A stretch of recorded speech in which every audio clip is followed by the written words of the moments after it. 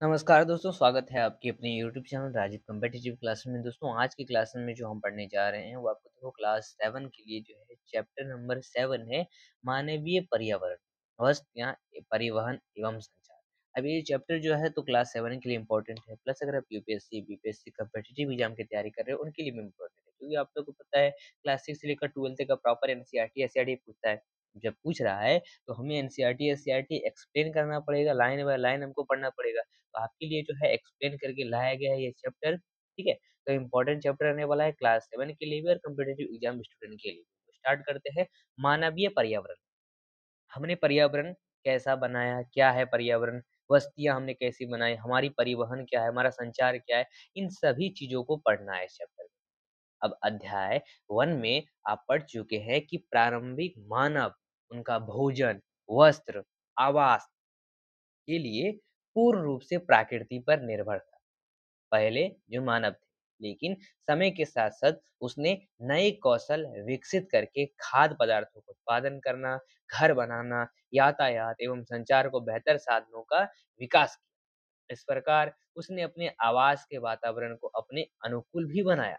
और बस्तियां, बस्तियां यानी वे स्थान जहाँ लोग जो है अपने लिए घर बनाते हैं। प्रारंभिक मनुष्य वृक्षों एवं गुफाओं में निवास करते थे। जब उन्होंने फसलें उगाना आरंभ किया, तो जो उनके एक जगह स्थायी घर बन गया। मतलब जो जब वहाँ से वो फसल उगा रहे थे, तो वहीं पर वो फसल उगाते रह गए, तो उनका एक अस्थायी घर वहाँ पर बनता चला गया। धीरे-धीरे समुदाय बनता चला गया और बस्तियों का विकास जो है नदियों, घाटियों के निकट हुआ करता था, क्योंकि उनको तो पानी की भी तो ज़रूरत थी ना, इसीलिए। क्योंकि वहाँ पर्याप्त मात्रा में जल उपलब्ध था एवं भूमि उपजाऊ थी। व्यापार, वाणिज्य एवं विनिर्माण के विकास के साथ ही मानव बस्तियां बड़ी होती गई और नदी घाटी के निकट जो है बस्ती पनपने लगी और एक जो है सभ्यता का धीरे धीरे विकास हुआ। आपको सिंधु घाटी, टिग्रीस, नील एवं जो सिंधु घाटी नहीं, सिंधु नदी की बात करें, टिग्रीस, नील नदी, हुआंगी, ये सब सारी नदियां, इनके किनारे विकसित जो है काफी सारे सभ्यताएं, सिंधु घाटी की सभ्यता, इन सभी सभ्यताओं के बारे में आप जानते होंगे। और बस्तियाँ अस्थायी और अस्थायी भी हो सकती है। जो बस्तियाँ कुछ समय के लिए बनाई जाती है उन्हें हम अस्थायी बस्तियाँ कहते हैं। घने जंगल, गर्म एवं ठंबे ठंडे रेगिस्तान तथा पर्वतों के निवास अक्सर अस्थायी बस्तियों में रहते हैं। कब ज़्यादा ठंड आ जाए, जब ज़्यादा गर्मी आ जाए, संग्रहण स्थानांतरी कृषि एवं ऋतु प्रवास करते हैं। यद्यपि अधिकांश बस्तियाँ आज अस्थायी बस्तियाँ हैं, तो इन वस्तुओं में लोग रहने के लिए घर बनाते हैं। और यहाँ पर देखो एक कहानी से शुरुआत होता है कि मेरा जन्मदिन था। केक काटने के लिए वह अपने मित्रों के साथ गुरप्रीत की प्रतीक्षा कर रही थी। मेरी मैरी का जन्मदिन था। एक मैरी जो है, एक मेरा बोल दिया, सॉरी। मैरी जो है एक लड़की है उनका। अब आखिरकार थकी, खांसती, हांफती हुई गुरप्रीत वहां पहुंची बर्थडे में उसका। उसने बताया कि अत्यधिक यातायात जाम था। मैरी की माँ मिसेस थॉमस ने गुरप्रीत की पीठ थपथपाकर गहरी सांस भरी। ओह, हमारे शहर में बहुत प्रदूषण है। और प्रसाद हाल ही में गांव से आया था। उसने पूछा, शहरों में इतना प्रदूषण तथा यातायात जाम क्यों होते हैं? शहरों में बढ़ती आबादी के कारण दिन प्रतिदिन वाहनों की संख्या बढ़ती जा रही है। और मैरी के पिता मी थॉमस ने कहा, मैरी ने पूछा है तब लोग शहर क्यों आते हैं? उसकी माँ ने उत्तर दिया, ये वे यहाँ नौकरी, बेहतर शिक्षा, चिकित्सा सुविधा, इन सभी की तलाश में आते हैं। मैरी ने फिर पूछा, यदि इतनी अधिक संख्या में लोग शहर में आते रहेंगे तो ये सारे लोग कहाँ रहेंगे? मी थॉमस ने ऐसा पूछा। तो यही कारण है कि अत्यधिक संख्या में गंदी बस्तियां एवं अवैध कब्जे वाली बस्तियां दिखाई देती है। ठीक है? और बात करें तो ये जो है आपकी जहाँ लोग जो है भीड़-भाड़ एवं अवस्थाकारी परिस्थितियों में रहते हैं, ये भी आपको याद रखना पड़ेगा। यानी एक ऐसा समझो कि यही कारण है कि अत्यधिक संख्या में गंदी बस्तियाँ, अवैध कब्जे वाली बस्तियाँ दिखाई हमें देती है और शहरों में जल एवं जो है विद्युत की कमी एक सामान्य समस्या है। प्रसाद ने कहा, हमारे गांव में बड़े सिनेमा घर, अच्छी सुविधा वाले स्कूल एवं अच्छे अस्पताल नहीं है, लेकिन हमारे यहाँ बहुत सारी खुली भूमि, सांस लेने की ताजा हवा वही मिलता है। और जब मेरे दादाजी बीमार थे तो उनका शहर के अस्पताल में लाना पड़ा था। ऊपर दिए गए संवाद में बस्तियों के दो विभिन्न चित्रण हमारे सामने आते हैं, ग्रामीण एवं शहरी। ये जो है शहरी है, ये ग्रामीण टाइप का, जहाँ लोग कृषि, ग्रामीण एवं शहरी बस्तियों में ग्राम बस्ती जिसे होती है, गाँव ग्राम बस्ती, जहाँ लोग जो है कृषि, मत्स्य पालन, मछली पालन, वानिकी, दस्तकारी, पशुपालन संबंधी कार्य करते हैं। ग्रामीण बस्ती संग्रहण एवं पृथक्करण हो सकती है, और संग्रहण बस्तियों में घर पास-पास बने रहते हैं। संग्रहण ये जो है आपका दिखा रहा है 7.2 में, ठीक है? और प्रकीर्णन बस्तियों में लोगों के घर दूर-दूर व्यापक क्षेत्र में फैले होते हैं, और इन प्रकार की बस्तियाँ मुख्यतः पहाड़ी क्षेत्रों, घने जंगलों एवं अति विषम जलवायु क्षेत्रों में पाए जाते हैं। ये आप देख सकते हैं, प्रकीकरण बस्ती। ग्रामीण क्षेत्रों में लोग अपने पर्यावरण के अनुकूल घर बनाते हैं, और अत्यधिक वर्षा वाले क्षेत्रों में ढाल वाली छत बनाते हैं। जिन स्थानों में वर्षा के कारण जो है जल का जमाव होता है, वहाँ जो है ऊंचे प्लेटफॉर्म अथवा सिस्टल्ट पर घर बनाए जाते हैं।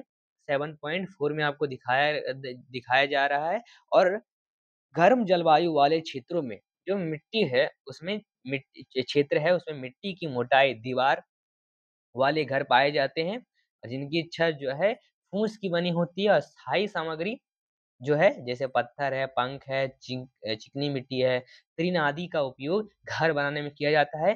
नगरीय बस्तियों में नगर छोटे एवं शहर उनमें से बड़ी बस्तियां होती हैं। नगरीय क्षेत्रों में लोग निर्माण, व्यापार एवं सेवा क्षेत्रों में कार्य करते हैं। अपने राज्यों के कुछ जो है गांवों, नगरों और शहरों के नाम आपको लिखने हैं। आप भी ज़रूर गाँव से आते होंगे, शहर से आते होंगे, उन सभी का नाम लिख के उनका डिटेल बनाएँ। इनका परिवहन कैसा होता है? परिवहन लोगों एवं सामान के आवागमन के साधन होते हैं। पुराने समय में अधिक दूरी की यात्रा करने में अधिक समय लगता था, और उस समय लोग जो है पैदल चलते थे और अपने सामान को ढोने के लिए पशुओं का उपयोग करते थे। पहिए की खोज से परिवहन आसान हो गया, और समय के साथ-साथ जो है परिवहन के विभिन्न साधनों का विकास होता गया। लेकिन आज भी लोग जो है परिवहन के लिए पशुओं का ही उपयोग करते हैं बहुत जगह, जानते हो? और आप बर्फ से बनी आवाज़ कहाँ पाते हैं? ये भी आपका सवाल आता होगा, ठीक है? उन्हें कौन बनाता है? वे क्या कहलाते हैं? ये आपके कभी न कभी मन में सवाल आता होगा। तो ये सब इग्लू होता है। लाइक ये तो ठंडी जगह पर बनाया जाता है, अंदर से काफ़ी गर्म होता है, ठीक है? हमारे देश में सामान्यतः गधे, खच्चर, बैल, ऊँट का उपयोग किया जाता है। दक्षिण अफ्रीका में एंडीज पर्वत के क्षेत्र में लांबा का उपयोग उसी तरह होता है, जैसे तिब्बत में याक का उपयोग होता है। और प्रारंभ में अन्य देशों के व्यापारियों को भारत पहुँचने में अनेक महीने लग जाते थे। वे समुद्री मार्ग से या थलीय मार्ग से आते थे। हवाई यात्रा ने परिवहन को द्रुत बना दिया, और आज भारत से यूरोप की यात्रा करने में केवल जो है 6 से 8 घंटे का समय लगता है। इस प्रकार परिवहन के आधुनिक साधन समय एवं ऊर्जा की बचत करते हैं। ठीक है? चलिए आगे चलते हैं। आगे है परिवहन के 4 मुख्य साधन है। एक है सड़क मार्ग, रेल मार्ग, जल मार्ग एवं वायु मार्ग। सड़क मार्ग क्या है? जैसे कम दूरी यातायात के सबसे अधिक उपयोग किए जाने वाले मार्ग को हम सड़क मार्ग करते हैं, ठीक है? और सड़क जो है पक्की, कच्ची हो सकती है। चित्र 7.6 और 7.7 में पक्की और कच्ची का दर्शाया गया है।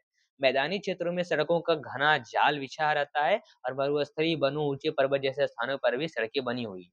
हिमालय पर्वतवन, मनाली लेह राजमार्ग विश्व के सबसे ऊंचे सड़क मार्गों में से एक है, और भूमिगत सड़कों को भूमिगत मार्ग सबवे कहा जाता है, ठीक है? और फ्लाईओवर उत्थित जो संरचना है उसके ऊपर बनाए जाते हैं। ये आपका देखो एक कच्ची सड़क है गाँवों की, पक्की सड़क है एक शहरों की, ठीक है? रेल मार्ग से क्या होता है देखो, जानिंग से ल्हासा के बीच चलने वाली रेलगाड़ी जो है समुद्र तल लगभग 4000 मीटर की ऊंचाई पर चलती है, जिसका सबसे ऊंचा जो है समुद्र तल जो है वो लगभग 5072 मीटर होता है। ये याद रखना फैक्ट। देखो रेल मार्ग के द्वारा जो है तीव्रता से एवं कम खर्च में लोगों का आगमन एवं भारी सामान को ढोने का कार्य होता है। वाष्प के इंजन की खोज एवं औद्योगिक क्रांति ने रेल परिवहन के तीव्र विकास में सहायता प्रदान की।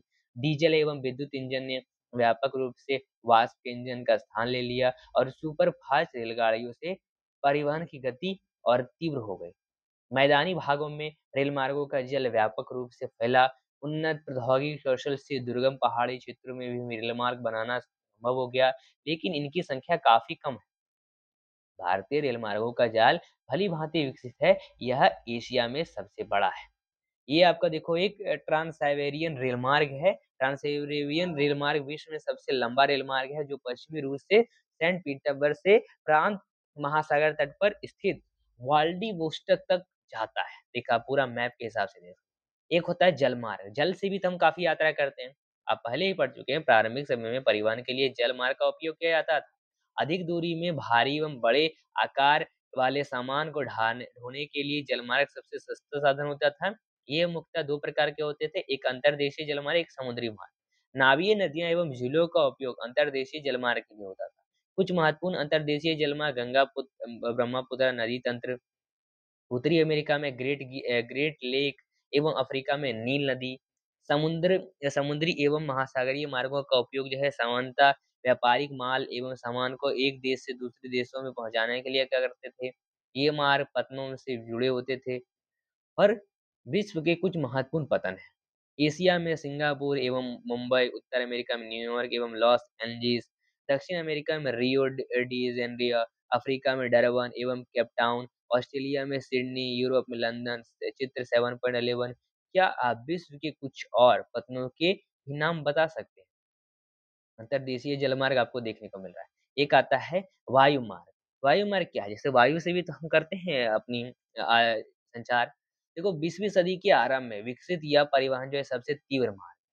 ईंधन की लागत अधिक होने के कारण यह सर्वाधिक महंगा साधन है और वायु यातायात खराब मौसम जैसे कोहरे तूफान से खूब प्रभावित होता है। यह यातायात का अकेला साधन है जो सर्वाधिक दुर्गम एवं दूरस्थ स्थानों पर पहुंच सकते हैं। ठीक है, दुर्गम स्थानों पर पहुंच सकते हैं, विशेष रूप से जहां सड़क एवं रेलमार्ग नहीं है। हेलीकॉप्टर आगम्य स्थानों एवं संकटकालीन स्थितियों में लोगों को बचाने एवं भूजल जल कपड़े दवाएं बांटने के लिए एक बहुत ही उपयोगी साधन है। चित्र 7.9 में जैसे हेलीकॉप्टर को दिखाया गया, इससे होता है काफी सारा कुछ महत्वपूर्ण जैसे हवाई पतन है। Delhi, Mumbai, New York, London, Paris, Frankfurt एवं काहिरा। चित्र 7.11 में दिखेंगे हम आगे चलकर। संचार, संचार क्या है? देखो संचार दूसरों के पास तक सूचना पहुँचाने की प्रक्रिया है। तकनीकी विकास के साथ मानव ने संचार के नए एवं तीव्र साधनों का विकास कर लिया। चित्र 7.10 में दिखाया गया है, संचार तंत्र के विकास का वर्णन करता है। संचार के क्षेत्र में विकास से विश्व में सूचना क्रांति आई। सूचना प्रदान करने के लिए, शिक्षा तथा मनोरंजन के लिए संचार के विभिन्न साधनों का उपयोग होता है। समाचार पत्रों, रेडियो, टेलीविजन के द्वारा हम बड़ी संख्या में लोगों के साथ संचार कर सकते हैं। इसलिए इनको जनसंपर्क माध्यम कहते हैं। सैटेलाइट से संचार में तीव्रता आई। तेल की खोज, वनों का सर्वेक्षण, भूमिगत जल, खनिज संपदा, मौसम पूर्वानुमान एवं आपदा पूर्व चेतावनी आदि में सैटेलाइट सहायक होते हैं। अब हम इंटरनेट के माध्यम से इलेक्ट्रॉनिक मेल या ईमेल भेज सकते हैं। आज सेल्युलर फोन के द्वारा बेहतर टेलीफोनिक संचार अत्यधिक लोकप्रिय हो चुका है। इंटरनेट के माध्यम से विश्व भर में केवल सूचना एवं परस्पर समीपता नहीं मिलती है, अपितु इनके हमारा जीवन जो है अत्यधिक सुखमय भी बन गया है। अब हम घर बैठे-बैठे ही रेल, हवाई जहाज, सिनेमा या होटल तक के लिए टिकट आरक्षित करवा सकते हैं, ठीक है? और संपूर्ण विश्व में इस प्रकार लोगों के बीच लोगों एवं सेवाओं तथा संस्थानों के बीच तीव्र गति से आपसी संपर्क संभव होने के कारण आज हम एक बृहद विश्व समाज के रूप में विकसित हो रहे हैं। चलिए, ठीक है? जैसे चित्र पॉइंट 7 पॉइंट ये आपका दिखाया गया है 11 में, किस तरह से जो है विश्व प्रमुख समुद्र और हवाई पतन, ये सारी चीजें। और ये देखो चित्र 7.10 में संचार माध्यमों का विकास कैसे होता है। आदि मानव से धीरे धीरे किस तरह से संचार माध्यम तक हम पहुंचते हुए आए। ठीक है? तो बाकी हमारा यहाँ तक चैप्टर समाप्त होता है। अब परिवहन के 4 प्रकार क्या-क्या है लिखना है, जो भी मैंने बताया था, रेल, वायु ये सब चीज़ें। बस्ती से आप क्या समझते हैं? ग्रामीण लोगों के क्रियाकलाप के रेल मार्ग के किन्हीं 2 गुणों के बारे में बताओ। बहुत सिंपल-सिंपल सवाल है, इन सभी का स्क्रीनशॉट ले लो, ठीक है? चलिए ले लिए, इसका भी स्क्रीनशॉट ले लिए। इन सारे सवाल को जो है आपको कमेंट में आंसर देना है तो दे सकते हैं, ठीक है? बाकी खुद से आपको ये बनाना है बनाना। तो बाकी हम इस तरह से जो है आपको डेली एक्सप्लेन करते रहे हैं एनसीईआरटी का। आगे आपको किस नेक्स्ट चैप्टर चाहिए वो हमें कमेंट कर दीजिए। मिलते हैं फिर अगले वीडियो के साथ। चैनल को सब्सक्राइब करिए, लाइक करिए, वीडियो को शेयर करिए। धन्यवाद।